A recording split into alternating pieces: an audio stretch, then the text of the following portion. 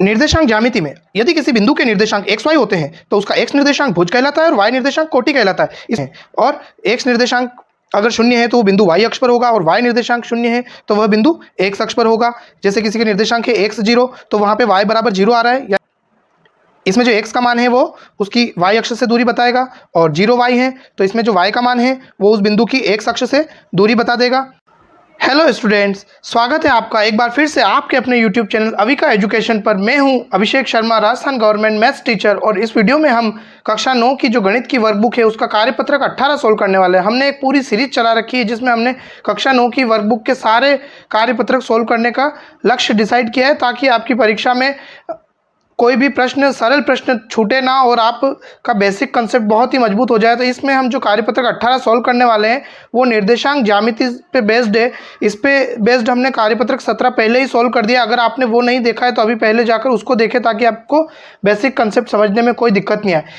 इसमें हम भुज, कोटि और निर्देशांक के बारे में बात करेंगे और कैसे हम विभिन्न बिंदुओं के निर्देशांक ज्ञात करते हैं। अगर हमने ये ज्ञात कर लिया तो फिर निर्देशांक ज्यामिति के प्रश्न हमारे गलत नहीं होने वाले। तो चलो शुरू करते हैं वीडियो को। पहला प्रश्न क्या कहता है? चित्र को देखकर निम्न प्रश्नों के उत्तर दीजिए। बिंदु P के निर्देशांक क्या होंगे? तो हमें ये यहाँ पे इसमें दिखाई दे रहा है, ये बिंदु P। सबसे पहले आप बताएं मुझे कमेंट करके कि ये कौन से चतुर्थांश में। हमने कार्यपत्रक 17 में सभी चतुर्थांश के बारे में बात की थी। तो यहाँ पे बिंदु P के निर्देशांक, बिंदु P से x अक्ष पर और y अक्ष पर लंब डालते हैं। तो बिंदु P से x अक्ष को हमने मिलाते हैं यहाँ पे, तो ये कहाँ मिल रहा है? 2, और y अक्ष को कहाँ मिल रहा है? ये आप देख सकते हैं 4 पर। तो इसके निर्देशांक क्या होंगे? बिंदु P के निर्देशांक ऐसे लिखे जाते हैं, P फिर कोष्टक बनाकर 2,4। बात करते हैं अगले प्रश्न की।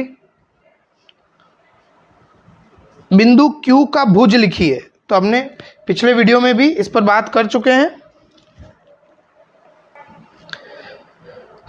तो हम जानते हैं कि किसी बिंदु के निर्देशांक अगर x y है तो उसका x निर्देशांक जो कि पहले लिखा होता है वो भुज कहलाता है और y निर्देशांक कोटि कहलाता है। एक बार वापस से हम इन सब बिंदुओं को रिवाइज कर लेते हैं। x निर्देशांक अगर शून्य है तो वो y अक्ष पर स्थित बिंदु होगा, y निर्देशांक शून्य है तो वह x अक्ष पर स्थित बिंदु होगा, और एक्स वाई अगर किसी के निर्देशांक है तो वो उसकी x अक्ष से दूरी उसका y निर्देशांक होगा और y अक्ष से दूरी उसका x निर्देशांक होगा। ध्यान रखिएगा इन बिंदुओं को। तो यहाँ पे पूछा है बिंदु Q का भुज, भुज यानी कि x निर्देशांक। तो यहाँ पे हम देखते हैं बिंदु Q कहाँ है, ये दे रखा है। तो यहाँ से x निर्देशांक कैसे फाइंड आउट होगा? x अक्ष पर लंब डालेंगे। तो वो लंब यहाँ पे थोड़ा ब्लर हो रहा है, ये लंब है यहाँ पे कहाँ मिल रहा है? -3 पर। कहाँ मिल रहा है? -3 पर। तो Q का भुज कितना हो गया? बराबर -3। बिंदु R की कोटि, वापस बात करेंगे, कोटि किसे कहेंगे? y निर्देशांक को। तो बिंदु R फाइंड आउट करते हैं। ये रहा बिंदु R, और इसकी कोटि के लिए हमको y अक्ष पर लंब डालना है। यहाँ से ये बिल्कुल ये लाइन टू लाइन मिला रहे हैं हम। तो ये कहाँ मिला? -2 पर। तो R की कोटि कितनी हो गई? इस तरह से ही छोटे छोटे प्रश्न आएंगे परीक्षा में जो आपको बहुत सारे नंबर दिला देंगे। R की कोटि -2। अगला प्रश्न, बिंदु S की कोटि लिखिए। बिंदु S देखते हैं ग्राफ में कहाँ है, ये रहा बिंदु S। बिंदु S की कोटि लिखनी है तो बिंदु S से y अक्ष पर लंब डालते हैं। ये देखिए -3। तो S की कोटि कितनी हो गई? -3। और अगर हमें S का भुज निकालना होता तो यहाँ से S से x अक्ष पर लंब डालते और वो कितना आ रहा है? 4। बिंदु T के निर्देशांक बताने हैं। तो बिंदु T कहाँ है? ये रहा। बिंदु T से हम ध्यान से देखिएगा, दोनों अक्षों पर लंब डालते हैं। x अक्ष पर डाला गया लंब x निर्देशांक बताएगा और y अक्ष पर डाला गया लंब y निर्देशांक बताएगा। तो x अक्ष पर लंब डाला कहाँ मिल रहा है? ये देखिए आप, यहाँ 4 लिखा हुआ था, और y अक्ष पर 1। तो T के निर्देशांक क्या हो गए? 4, 1। आप हमें कमेंट सेक्शन में ये बताइएगा कि बिंदु T कौन से चतुर्थांश में है? T कौन से चतुर्थांश में है और इसके भुज और कोटि क्या क्या है। अब दिए गए ग्राफ में बिंदुओं को प्रदर्शित करना है।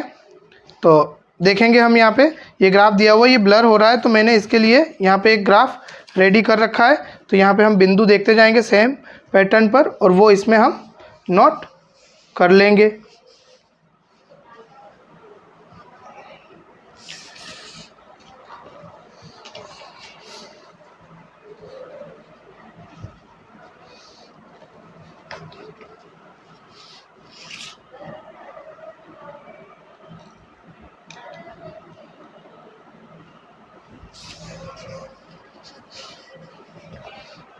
पहला बिंदु क्या है?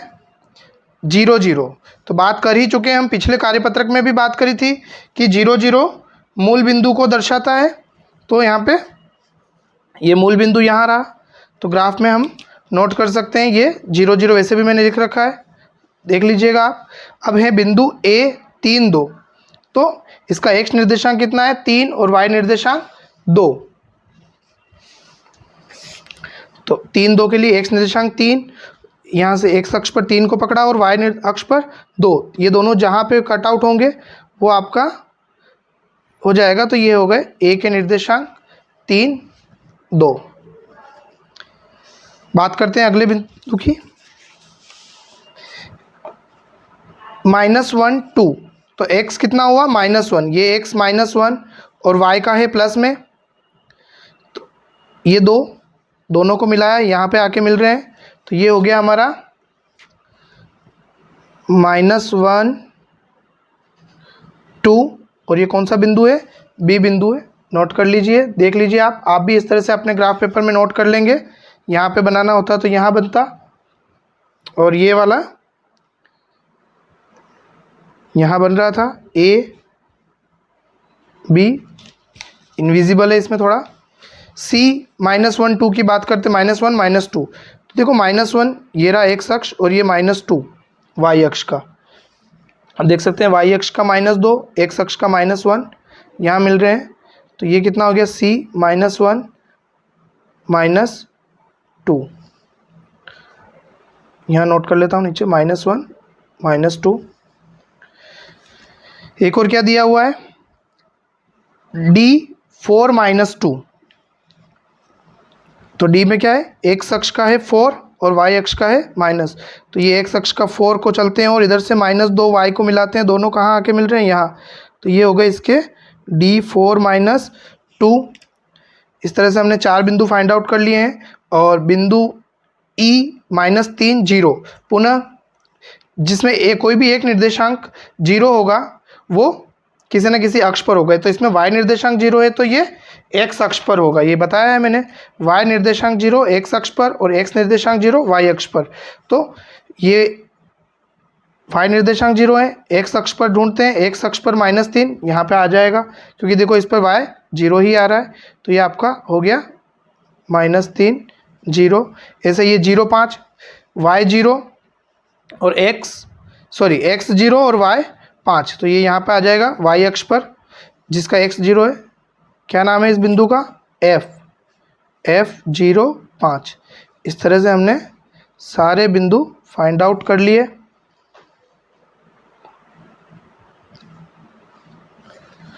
और एक बार आप इसका भी स्क्रीनशॉट लेकर रख लीजिए ताकि आपको समझने में आसानी होगी।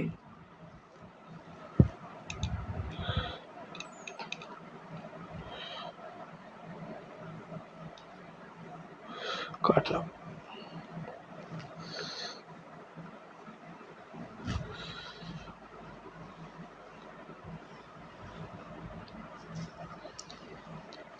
आशा है आपको इस वीडियो का कंटेंट बहुत ही अच्छा लगा होगा। अगर आपको ये वीडियो अच्छी लगी हो तो प्लीज़ वीडियो को लाइक और चैनल को सब्सक्राइब करें, ताकि आने वाले वीडियो की नोटिफिकेशन आपको जल्दी से मिलती रहे, और अपनी तैयारी को ऐसे ही अनवरत जारी रखते रहें। और मिलते हैं अगले वीडियो में, हम सोल्व करेंगे आकलन पत्रक 2, ताकि निर्देशांक ज्यामिति के सारे कंसेप्ट आपके मजबूत हो जाए। Thank you.